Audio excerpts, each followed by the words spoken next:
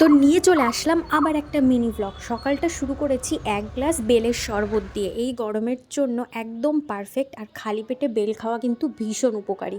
আর তারপর খেয়ে নিয়েছিলাম ছাতু আর মুড়ি মাখা, যেটা খেতে অসাধারণ। এর মধ্যে দই আর চিড়েও ছিল, পেট একদম ঠান্ডা করে দেয়। আর দেখো আমার মাধবীলতার গাছটায় কত ফুল ফুটেছে। গাছটা কিন্তু বেশি বড় নয়, একদম ছোট, তাতেই কত ফুল ফুটেছে। আর একটা আম গাছকে পেঁচিয়ে ধরেছে।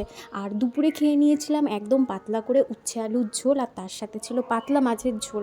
এই গরমে না কিছুই খেতে সেরকমভাবে ভালো লাগে না, এই ধরনের খাবারগুলোই ভালো লাগে। আর রাতে একটু দুধে ছানা কেটে গেছিলো, তো সেটা দিয়ে বানিয়ে ফেলেছিলাম রসমালাই। খুব তাড়াতাড়ি এটার ভিডিও আসছে। আর তারপর খেয়ে নিয়েছিলাম একটা বেগুনি, বোন নিয়ে এসেছিলো গরম গরম। আর রাতের ডিনার ছিল এটা। জানি এটা একদম পারফেক্ট ডিনার নয় এই গরমের জন্য, কিন্তু তাও বেশ ভালো খেয়েছি। তো এটুকুই ছিল আজ ভিডিও। ভালো লাগলে অবশ্যই লাইক করে চ্যানেলটা সাবস্ক্রাইব করে দিও। টাটা সকলকে।